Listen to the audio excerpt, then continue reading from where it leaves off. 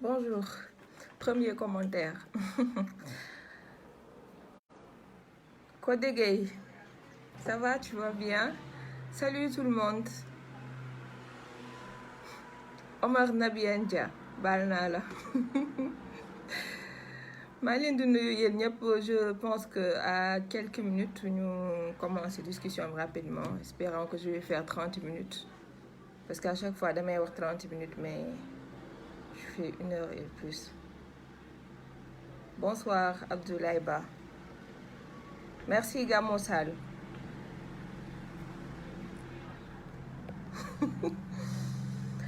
Fadel, merci beaucoup, baal naa la. Hello Ben Sarr, ça va? maa leen di nuyu yéen ñëpp. Je pense que thème bi yéen ñëpp xam ngeen ko. Nous allons parler de l'immigration clandestine. nga xam ne jamono ji moom je pense que c'est la seule question de l'heure bu war a itteel nit yi. Donc maa ngi tu vois pas que les responsabilités sont partagées. Inch'Allah dinañ ci wax. Momo Chadi Gueye, Ñaña Gueye, salut Vieux Issa Ba, IPK, Khadim Gueye, yéen ñëpp maa leen di nuyu. Pape Malick, oui, de retour. Ça fait je pense plus de 5 mois defuma direct ci page bi, je veux dire comme ni ma ko doon defee temps confinement bi. Alors on est à 329, espérons que d'ici à 400 dinañ démarrer le direct.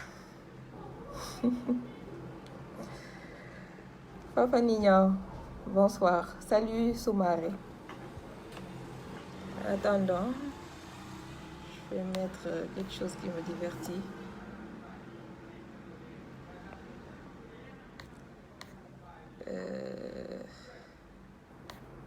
Je mettrai quoi?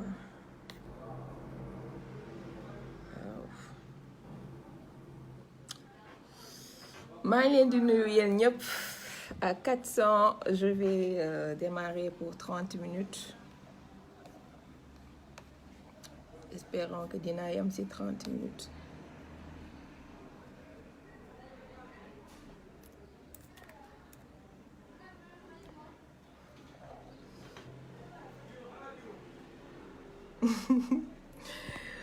gis naa seen commentaire yi, vraiment merci beaucoup.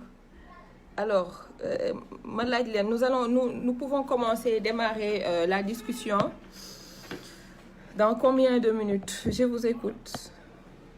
Vos avis comptent. Donc dans combien de minutes pour nous démarrer discussion bi? Je rappelle juste que nous allons parler ce soir de l'immigration clandestine et de l'immigration aussi clandestine.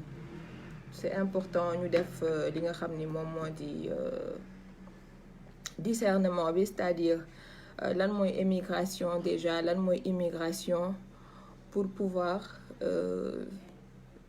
ñu gën ci yaatal. Voilà.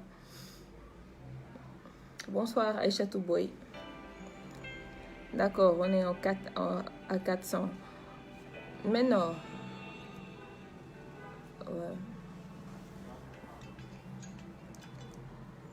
Dans 5 minutes, si c'est pas trop. Il est 18h07.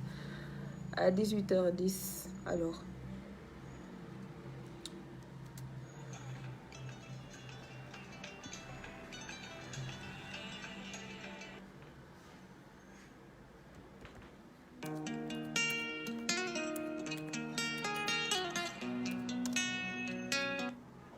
Gorondoy, 30 minutes, bëri na nag.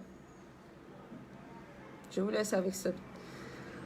ce kiff de Adiouza, histoire de démarrer avec.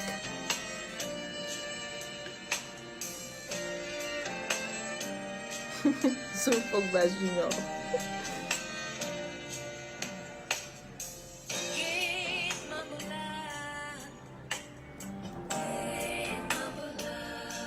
Alors, c'est le week-end, mais malheureusement, pas tout à fait comme les autres, parce que ay nit mënuñu ñàkk seen bakkan nekk ay sénégalais comme ñun ñu war a mën a nekk ci week-end bu neex wala week-end boo xamante ne dañ koy passer comme à l'accoutumée, non? Donc il va falloir au moins que l'on s'adapte au contexte et à la situation.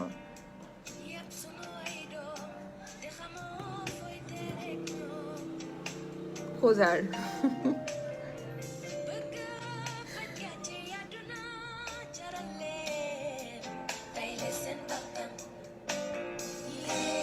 À 18h10, hein?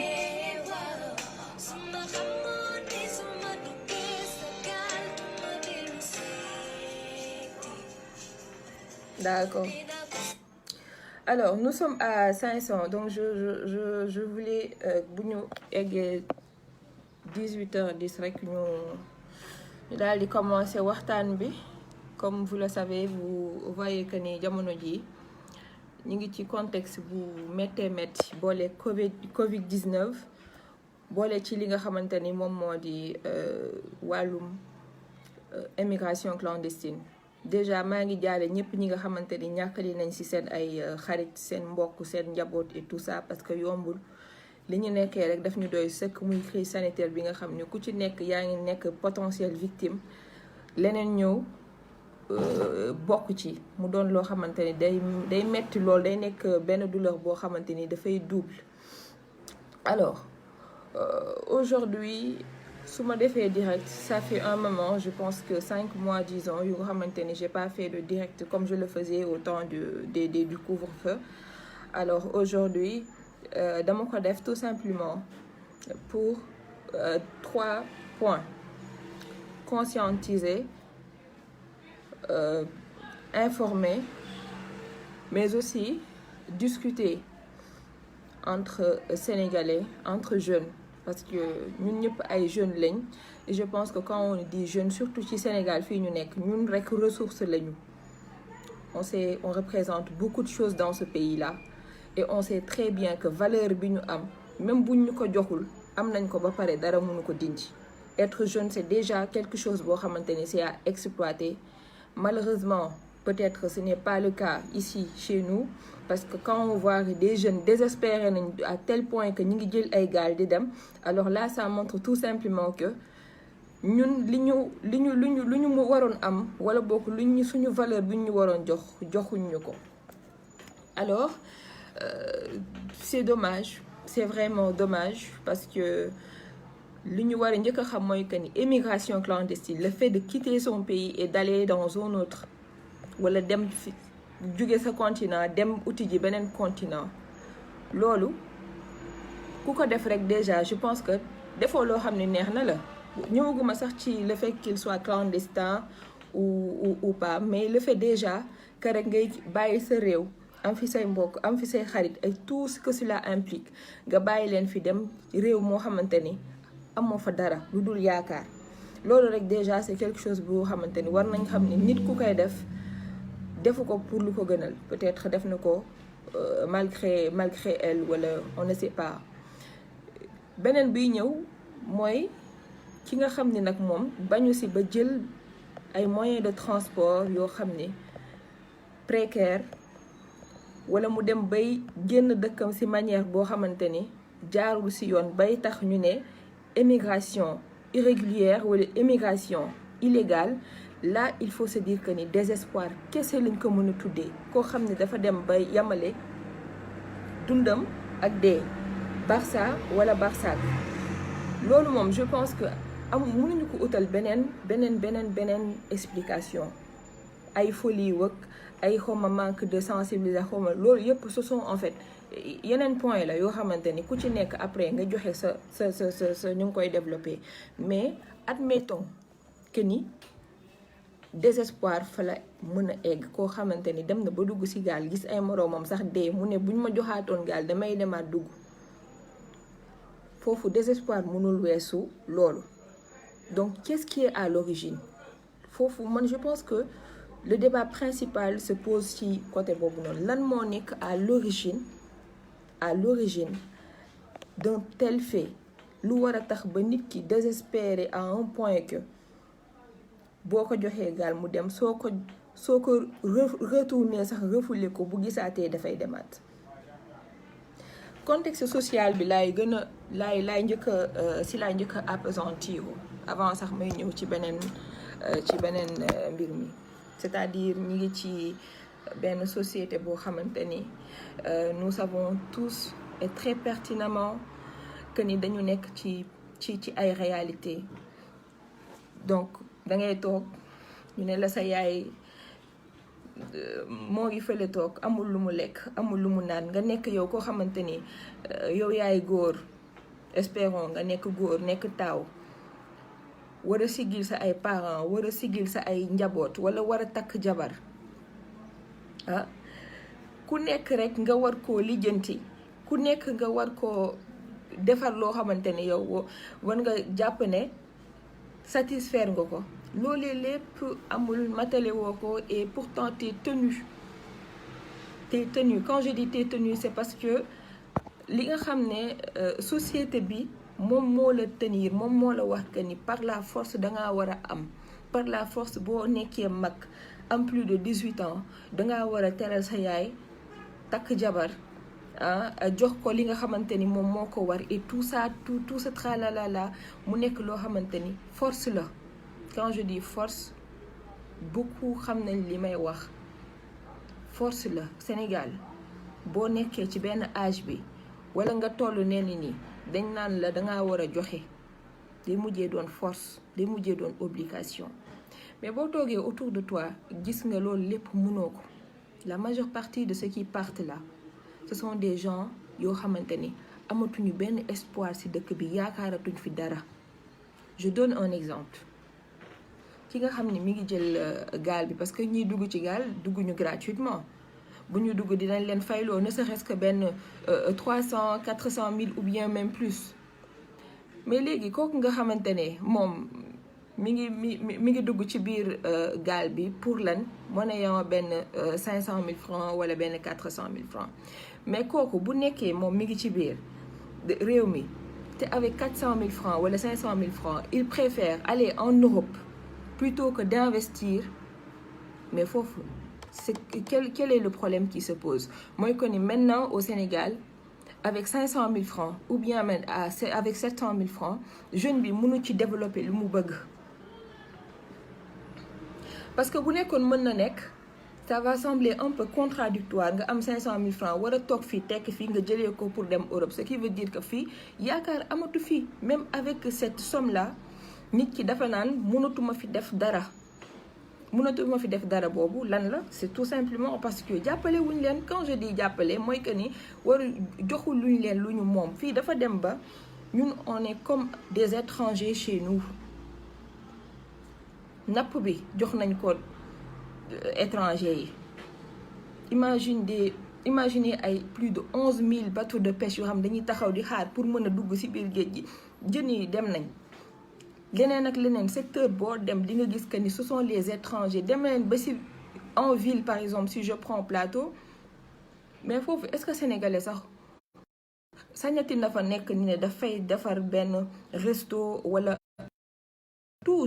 En fait defuma benn racisme ou quelque chose comme ça, mais il faut voir et qu'il y a que des Libanais qui ont encerclé Plateau de par des restaurants, de par des fast-food, de par ainsi de suite.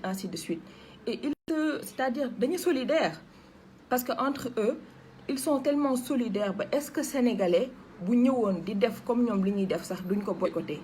Et des sénégalais ne diront pas def ni mais l'économie, quand on parle de croissance économique, non mais là il faut qu'on arrête un peu, surtout quand on parle de croissance économique. Croissance économique la ñu koy lekk, dañu koy naan, dañ koy sangoo wala dañ koy diwoo. C'est la réalité qui doit être primée c'est la réalité qui prime avant sax ñuy wax waxu croissance économique.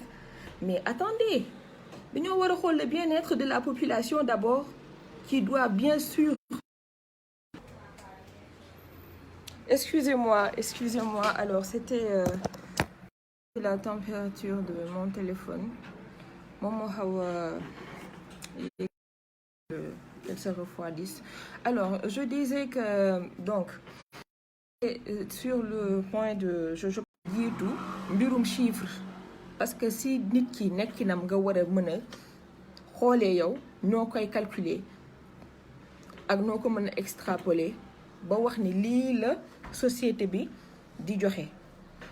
Mais quand on nous parle de croissance économique ay 3%, 4%, 5% et ainsi de suite, même si c'est 1000%, tant que population bi gisuñu ci seen bopp jàpp leen que ni ce n'est que des mirages. Amul dara lu mu servir. Les jeunes ici fii Sénégal amul dara loo xamante ni gis nañ ci njëriñ boo xam ne fekk ñu fa étranger yi ñu jox leen ko.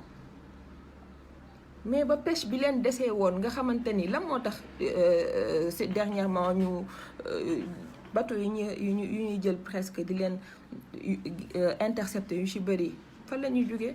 Saint-Louis zone yooyu nga xamante ni vraiment ce sont des zones nga xam ni pêcheurs yi fa la nekk tout le temps ñi ngi ñaxtu tout le temps rawatina nag licence de pêche yi nga xamante ni ñi ngi naan wii jox nañ leen ko nii joxuñu leen ko nii, mais il y a absolument plus de ressources halieutiques.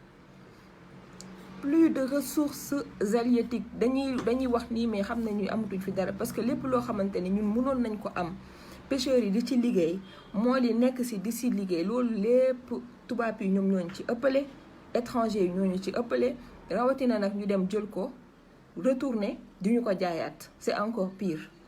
Donc juste pour vous dire que ni xëy na nag je vais pas dire que ni la sensibilisation ne sert plus à rien du tout, j'ose pas le dire parce que même bu nekkee yaa ngi sensibiliser jàppal ni nu mu munti mel benn 0,1% sax bi nga xam ni sensibiliser nañ ko bu ko xeeb.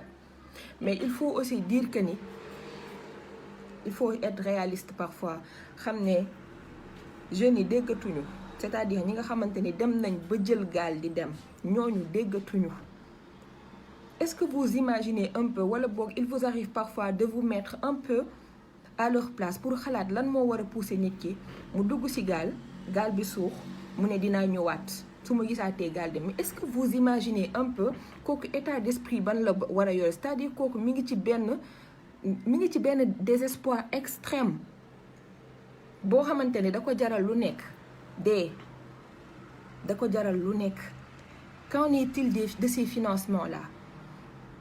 Union européenne joxe na xaalis ba tey Frontex bi ñu fi doon teg pour muy intercepter di sécuriser li nga xamante ni moom moo di dem beeg dikk bi, mais qu'en est-il de cet argent-là, tous ces fonds-là pour les jeunes? Am na loo xamante ni il faut que ñu xoolaat nu ñu koy defee, et c'est vraiment malheureux d'entendre certains dire waaw dañu war a criminaliser li nga xamante ni ñoom ñooy braconniers yi wala criminaliser migration bu xawma lan ak lan. Il faut criminaliser ceux qui détournent les fonds. Loolu mooy wax ji. Il faut criminaliser détournement de fonds yi nga xamante ni mi ngi am ci financement yi di dégg xaalis di dégg milliards te doo xam fan la jaar quand même. En un moment, il faut savoir faire partager les responsabilités, c'est-à-dire xam kan ak kan moo def, mais mënuñu toog fii bu ñu waxee parce que affaire bi phénomène bi ça commence à pomper l'air certains wala di leen xaw a suffoquer ñu ne waaw dañu war a criminaliser braconniers yi xamal la ak lan. Non, ils sont pas du tout des criminels. Je n'encourage absolument pas l'immigration clandestine, mais il faut savoir aussi que ni tegoon wala boog bu ñu leen joxoon li nga xam ni loolu moo tax ñuy arrêté dem bu ñu ko dugaloon ci yoon duñu dem. Donc à ces gens-là nga xam jox yooyu les fonds, mais ñooñu la ñu war a dem loolu la ñu war a criminalisation bi ñuy wax foofu la waroon féetee, mais pas ces gens nga xamante ni tal nañ leneen buñ leen jàpp di leen jàppee comme des criminels wala des détenus buñ leen jàppee di leen yóbbu ay prison des non. Pourquoi ku leen tul kay waroo leen def loo xamante ni wala à chaque fois qu'il y a drame wala affaire yooyu tu vois des gens ou bien disons même l'État sort des milliards pour dire comment dire rek nit balaa nga koy bu ko jàngal nu muy nappee jox te ni bu ko jox loo xam moom bu ko jox jën jàngal ko plutôt nu muy nappee mais tout le temps là à être joué aux secouristes on peut pas brûler des terres brûler un monde et jouer aux secouristes non. Pire encore tirer sur des ambulances ak yu ma xam non il faut savoir que ni nit ki dangay xool d'abord état d'esprit wam ñii kafuñu politique guñu ñi nga xam ne jël nañ seen vie di ko tayle kafuñu politique guñu xanaa lu nekk nag suñu waxee vraiment dinañ wax tout sauf oui dañ koy politiser parce que Sénégal malheureusement même léegi kenn mënatu fi wax dëgg parce que quand tu dis la vérité les gens vont venir te dire waaw dafay politique opposant la opposante la malheureusement moo tax léegi boo waxee dëgg sax duñ la faale mais quand les réalités sont là et que ces jeunes là xanaa nag fii politique moom ñu ko fi tudd ces gens là qui parlent d'opposants xawma lan ak lan on a entendu 140 morts au moins. Le ministère de l'Intérieur est en train de démentir ces chiffres. Moi, je ne vais pas démentir ces chiffres. Alors, je disais que je ne vais pas, moi, démentir ces chiffres.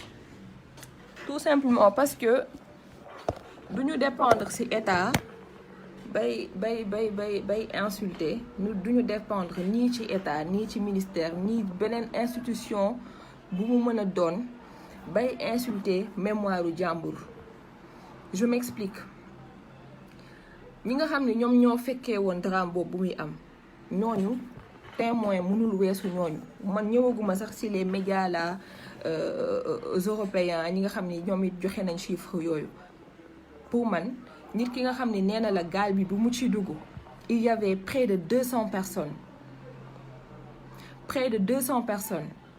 ñu ne la 50 ñoo ci dund wala à peu près 50 ce qui veut dire tout simplement que au moins 120 et quelques personnes ont péri loolu moom je pense que loolu leer na donc on va pas être là à dire bu ñu leen gisul tamit nañ xam ne rek dañu dem teeree ji feneen mais duñu faire croire à si xawma 20 morts wala 6 morts et tout ça en plus même bu nekkee une seule vie c'est cher waxuma sax 20 wala 10 wala 30 bay ñëw ci 140 une seule vie c'est cher ku nekk na ko xool ci sa bopp on a tous envie de vivre longtemps waxuma la ak ñu perdre des gens des Sénégalais yoo xamante ne ils n'ont vraiment rien demandé que d'être soutenus d'avoir de l'emploi de travailler pour rester chez eux fi ñuy dem noonu moo gën a métti mais duñ ko dégg pourquoi parce que am na ñoo xamante ne jaar nañ fa ñu tekki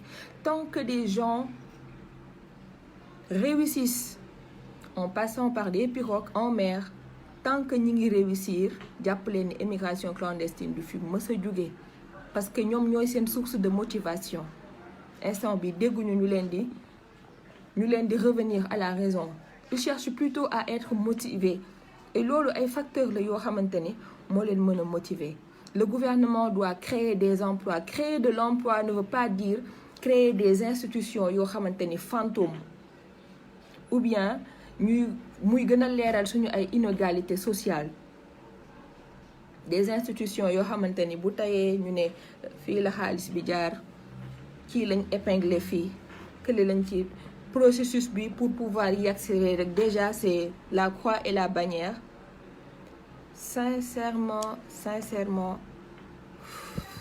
amul sens gis nga nit boo koy jàppale ko ci lu mu xam ak la mu miin lii la xam jàppale ko ci lii woo ko ci lii mais c'est tellement simple xamante ni mi ngi jël 500 000 francs di ko ut pour mën a traverser géej kooku xam nga ni 500 000 francs yooyu bu xamoon ni am na lu mu ci mën a def lu ko mën avancer loo mais jamais mu koy def ci gaal di risquer vie c'est parce que gisu ko même avec 700 000 francs day xamante ni bu ñëwee toog fii ci réew mi da koy gis ñoo xam ne buy concurrence bi di taxaw étranger yi lañ koy jox au détriment de lui, ses aptitudes et tout ça.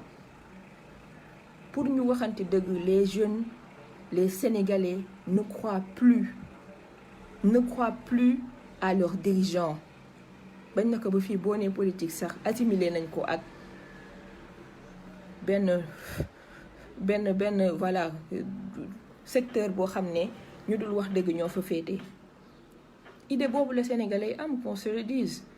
Donc il faut que ñu en un moment ñu xool wàññi pression sociale bi ñuy teg jeunes yi, parents yi également am nañ part de responsabilité, parce que aussi mënoo jur sa doom tout le temps yaa ngi naan ko diw defal na ma lii diw defal na ma lii, yow tam defoo lii wak lii non ku nekk ak sa wërsëg. Et il faut savoir que ni dund du xëy rek sotti, dañu war a jàll ci étape par étape.